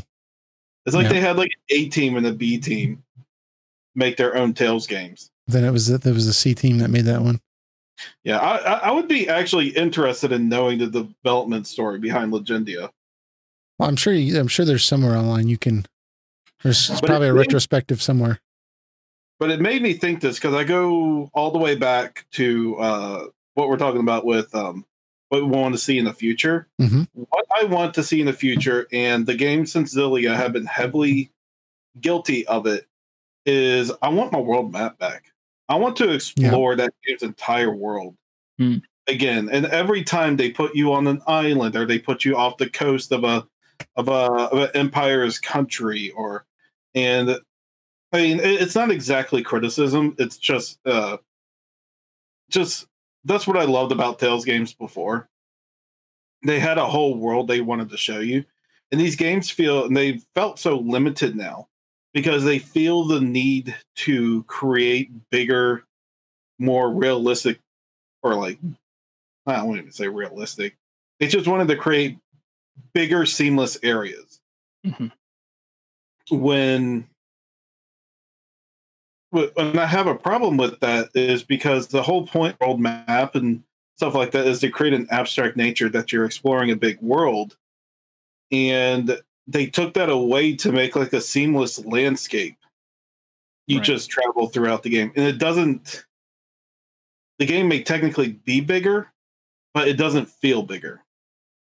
I guess the best way to put it. And I think that's something they really need to resolve. I think Berseria did a good meet in the middle where, yeah, you do have these type of land terrains again, but you do go on a boat and you do go to different parts of the world on the boat. Kind of gives you that feel a little bit. Yeah.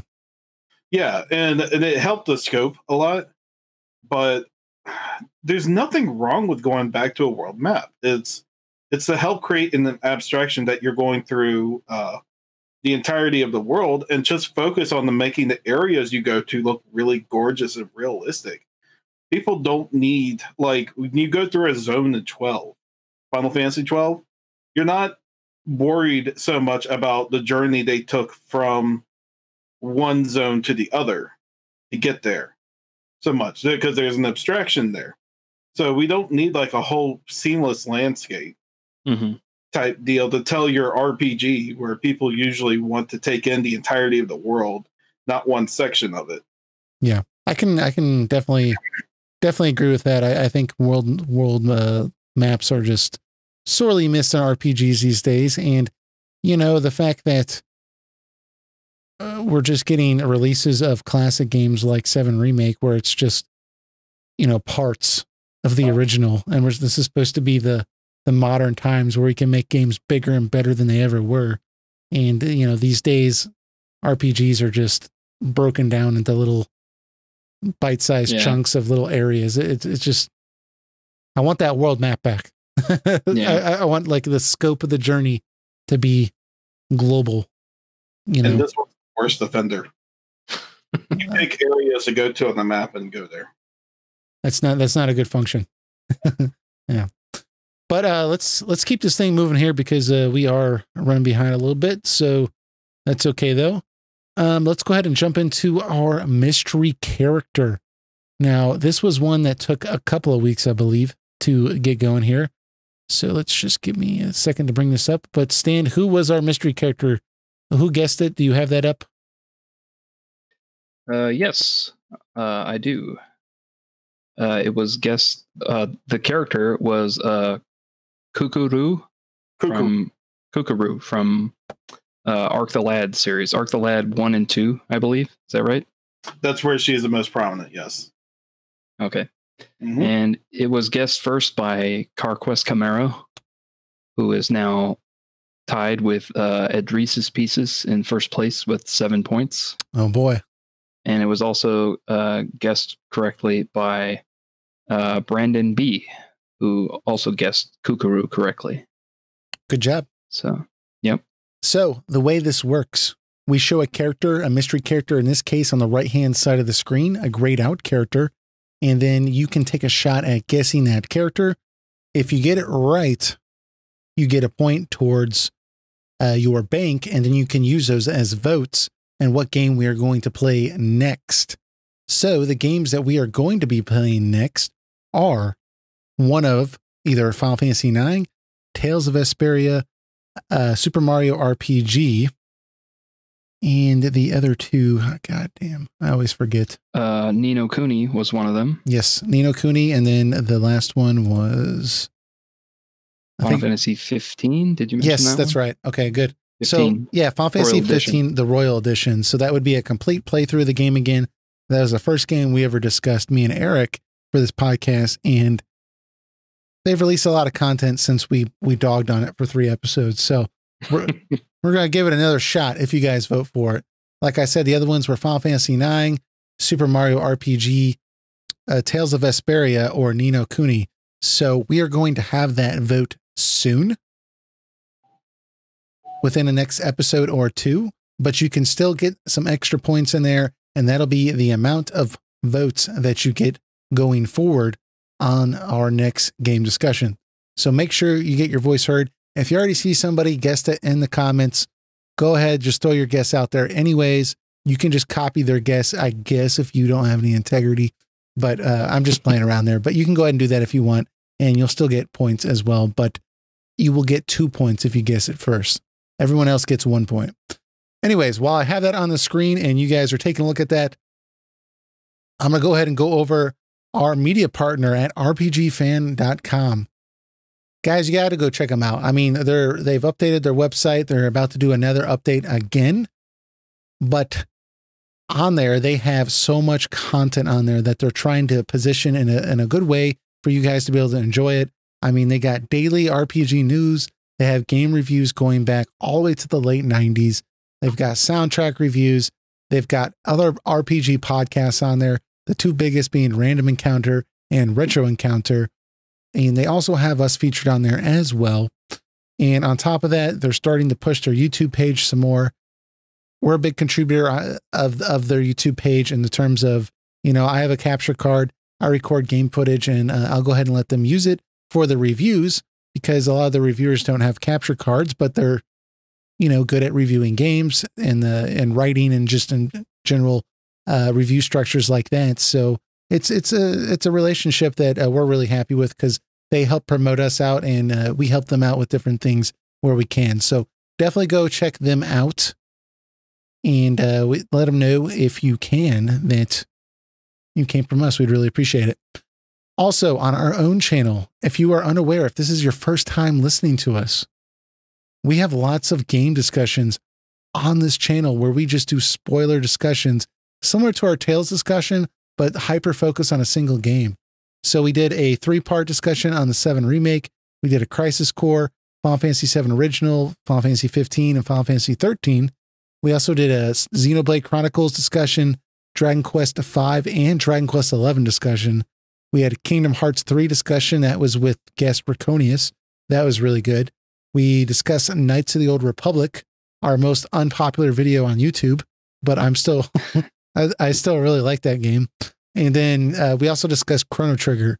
And some of these discussions are getting to the point where they're almost 3 years old, so I could be talked into revisiting some of them, but regardless, there's a lot of discussions on here for you guys to enjoy if you're waiting for the next podcast episode. But like I said, one of the 5 games that I mentioned before will be the next game we discuss, either Final Fantasy 15, Final Fantasy 9, Super Mario RPG, Tales of Vesperia, or Ni no Kuni. So look forward to that. All right, so let's move on to our Discord questions. All right, so we got a question from Decoy Manta who says, in your personal opinion, which series most successfully transitioned from 2D to 3D, or basically from pixels to 3D models? And then Shatera asks, I would like to hear the inverse of Decoy Manta's question. Which games did a big oof when they made the jump from 2D to 3D? Which games didn't do justice to the series? Stan, why don't you start us off? Okay, sure. So the one for me personally, I guess was kind of 2. The ones that stand out in my memory were Super Mario, just the Super Mario series in general. Like, so going from Super Mario to then Super Mario 64. Like, both of those are such excellent games. One in the 2D aspect and one in the 3D aspect. Right. Like, and I know Mario 64 has some, I guess, camera issues, you could say, right? Mm-hmm. It like there are certain areas where the camera can get kind of stuck in the environment because, like, I don't know if you remember, there's like a little guy with the camera, like circling Mario is the idea. So the camera controls is like him, like getting closer or like farther away or like shifting to the to the right or the left. But other than that, like, I mean, there's all kinds of videos on YouTube about it, about like how smart they were with Mario 64's design. And I don't really have that off the top of my head, but it's really excellently done. And then another one that I think is maybe not quite as drastic is Star Fox and Star Fox 64. The original Star Fox on the Super Nintendo, it used the illusion of 3D, right? But the ship was always going forward, and it used the I think it was called the Mode 7 or something like that, which allowed them to it allowed them to essentially have a background image that is like in motion to give you like kind of the illusion that your character or is going forward, or in that regard. Right. But then Star Fox 64 was just such a natural, it improved on that aspect in the fact that like it was actually a 3D model of a ship now moving through a 3D environment, and there were things in that environment that could, like buildings or something that you like have to fly around, or like asteroids that you have to like avoid, right? Like fly past them. It felt 3D before that though, didn't it? It felt 3D, but then you're saying all it of a wasn't sudden, actually 3D. It wasn't actually 3D, but now the environment was more reactive, I guess, in the way a 3D environment would be. Like, for example, like two asteroids will be like coming together, and you can choose to either like have your ship boost and like get through them like faster, like before they close in on you, or you could just brake. You could just slow way down, and then they would just like collide and then bounce off each other, and then you could just go right through. So it was like the environment didn't just feel 3D. It actually was like there was different ways you could approach the obstacles, as well as you're flying and shooting constantly. But then also there were levels where they opened up the map, and suddenly it was in full 3D. Like you could turn and bank, and like it was now an arena, not just like a rail shooter aspect where you're just moving forward, but it was an arena, and you could like input a special command to do like a quick U-turn, so that you could, and if you flew too far to the edge of the map, you would automatically do a U-turn and start coming back the other way. And it was like suddenly it was like a dogfight style game, like as if you were playing a Star Wars game or something, right? Like a Rogue Squadron game where you can actually like circle around the whole map. So those are the two that did really well, I think, going from 2D to 3D. Yeah, there's just some interesting picks. I mean, it's really easy to, I don't want to say easy. It was really hard at first for me to think of something. And then once I thought of one, I thought of another, and then I thought of another, then I thought of another that did it really well. I mean, just in the RPG scape, I would definitely say, I don't know if this counts, but the transition from Final Fantasy IV to Final Fantasy IV, the remake, I thought that 3D remake was really well idealized. I mean, it felt like Final Fantasy IV.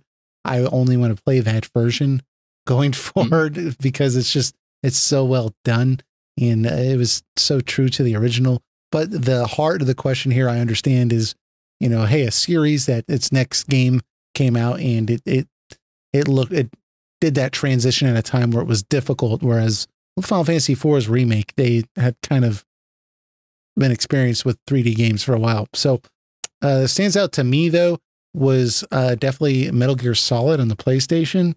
That kind of, it's got like a lot of top-down stuff in it. It's still 3D, right?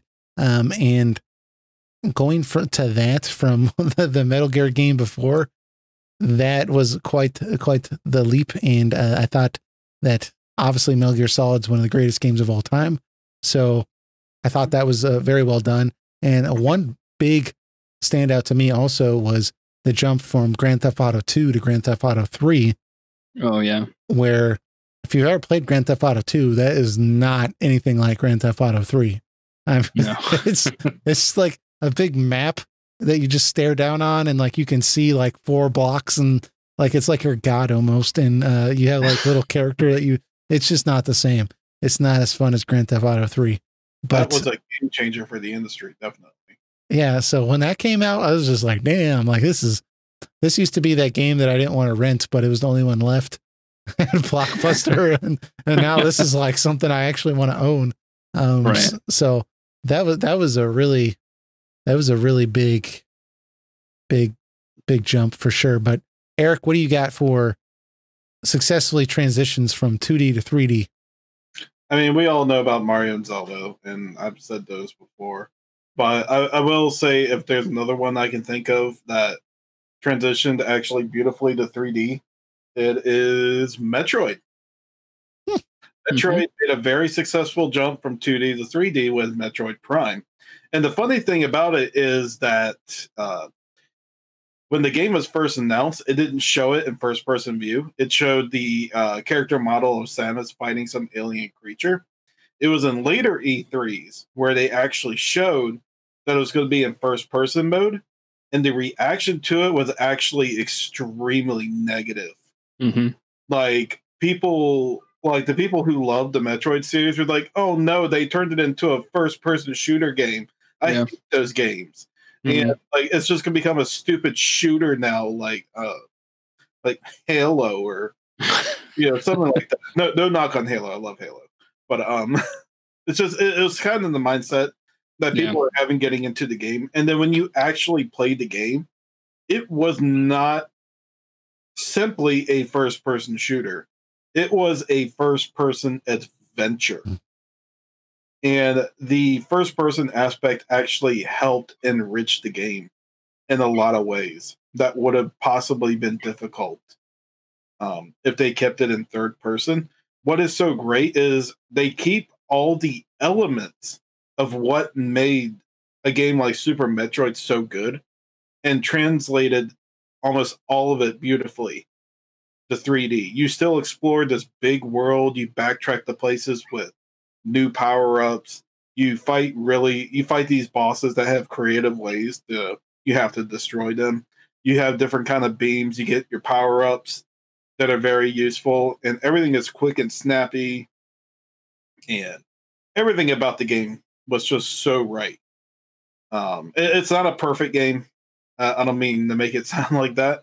There were a couple issues with the game, but overall, it really showed a lot of negative people who really looked at it poorly at the time, and it just changed all their minds. Yeah. They were just like, okay, I take it back. This works perfectly fine. Yeah. Stan, what do you got for games that it went to 3D and we were just like, no, that didn't work? Well, in my opinion, and I think a lot of other people share this opinion, Sonic the Hedgehog in 3D. I was going to say that. That's a good one too. Yeah. Yeah. It was a struggle. Let's just say that.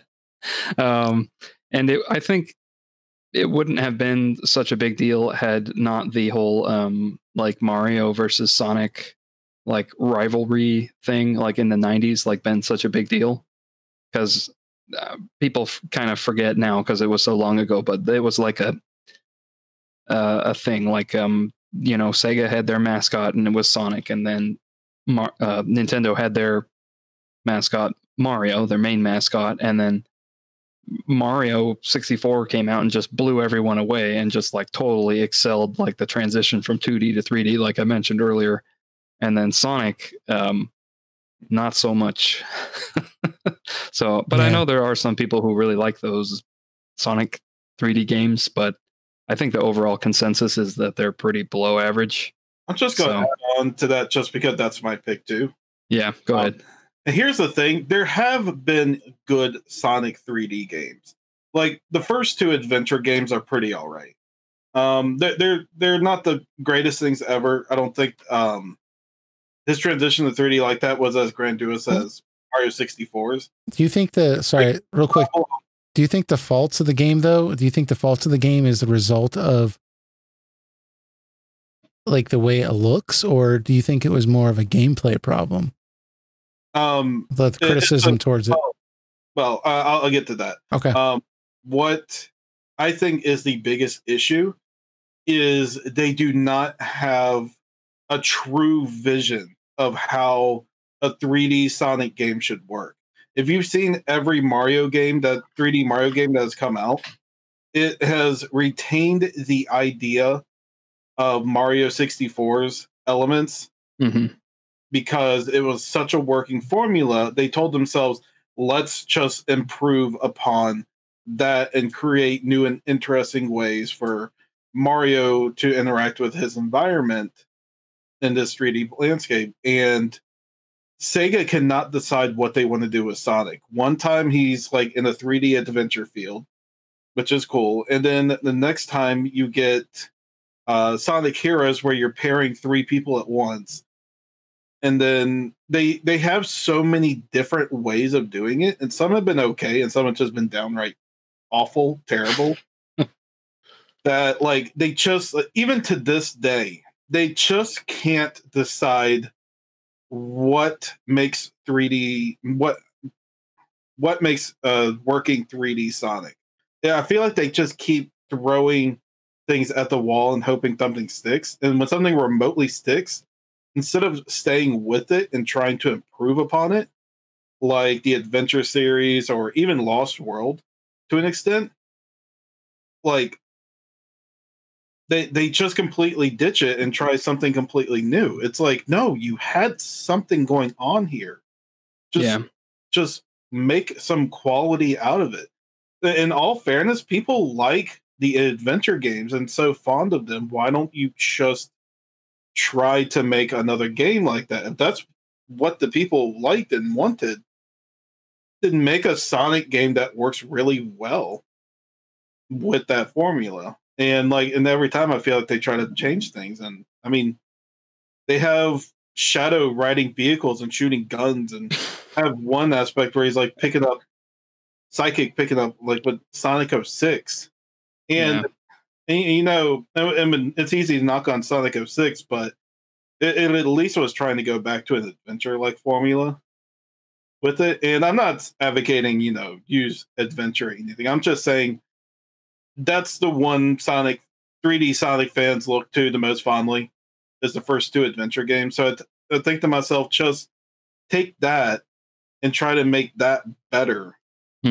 And that's what people want from it. And Sega just can never learn that.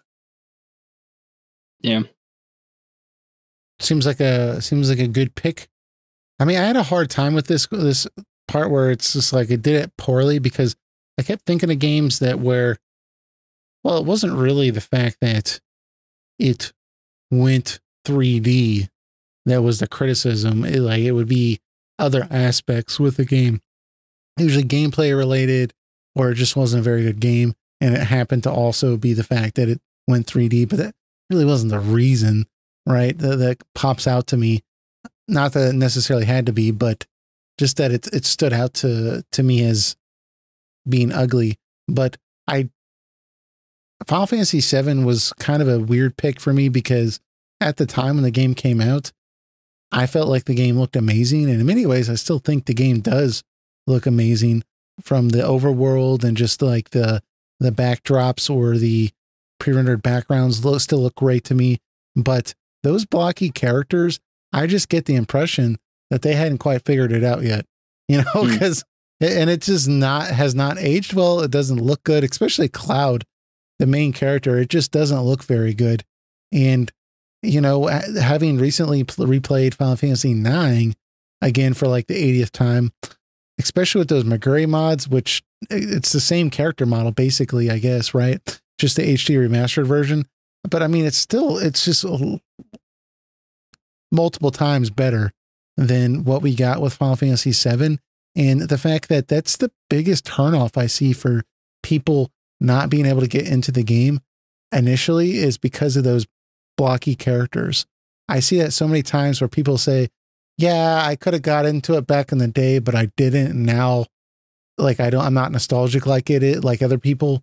So I just can't, those characters, when I look at it, I just can't do that, you know? And or even younger players now say, I just can't get in with the graphics. I just can't do it.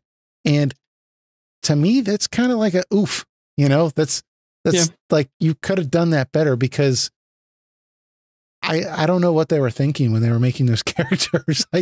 I don't, some of them are kind of make sense. Like Barrett seems okay, but Cloud is just so obnoxious with the way he looks. I don't, you know, and it's just like, I know you can do better than that. You know, it's weird. Like they were going for a Nintendo 64 look. I don't know. I know they were still figuring it out, but they were capable of like a smooth arm. Okay. If if we lose subs from this video, we'll know exactly why. I don't care. I don't care. Yeah, I looked at speaking of which, you can look at statistics on YouTube, right? And you can look at like what videos people unsubscribe from. And although our Final Fantasy VII Remake videos get the most views, that's where 80% of the unsubscribes come from. People don't like our people don't like it when we talk about that game.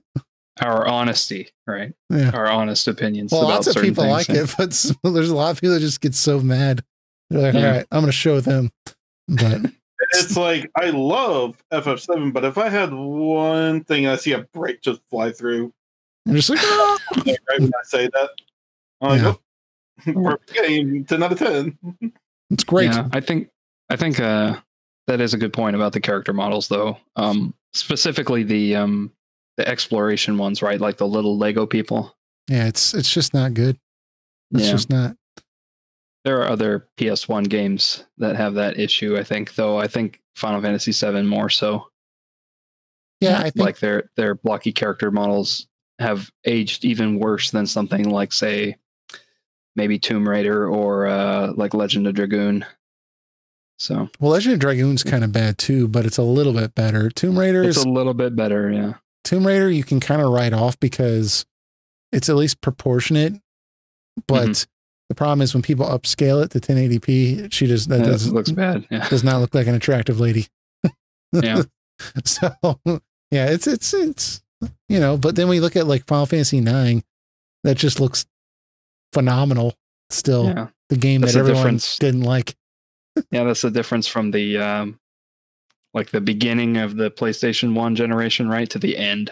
Right. I think Final Fantasy IX was even released like PS2 was had out. come out. It had come out already, yeah. So that was like the very end of the PS1 generation. So for that style, they were like, they knew exactly all the tools of the trade probably at that point. Yeah, I mean, if you look at it, like almost every company, they learn how that hardware works by the end of the cycle. Like even if you compare a game like FF10 to FF12, like FF12 is just so like beautifully cinematic. Looking everywhere and like beautifully designed areas, and FF10 still had to rely upon set pieces to an extent, have the camera control everything. What's crazy about FF10 versus 12 is Final Fantasy X, they were very linear and hyper focused, and they said they did that so they could pack more power into the visuals, right? So that's why they're always on those trails and everything, and it's very hyper-focused, so it could be very detailed. But Final Fantasy XII is not that way at all.